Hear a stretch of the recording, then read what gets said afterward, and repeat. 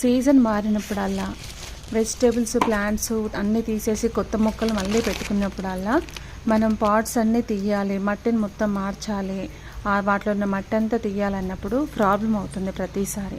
ఎప్పుడో ఒకసారి yearly once change చేసుకోవడం సరిపోతుంది. మధ్య మధ్యలో ఎలా చేయాలంటే ఇదిగో ఇలా వర్మీ కంపోస్ట్, కోకోపీట్ నేను లాస్ట్ ఇయర్ తెప్పించినవి ఇవి, ఇప్పుడు తెప్పించినవి కాదు.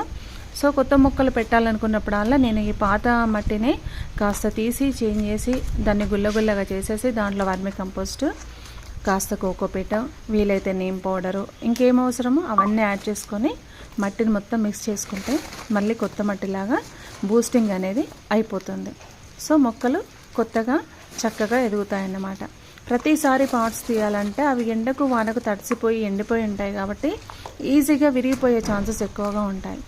సో అది అవాయిడ్ చేయాలంటే ఈ విధంగా మనం మట్టిని కలుపుకోవచ్చు.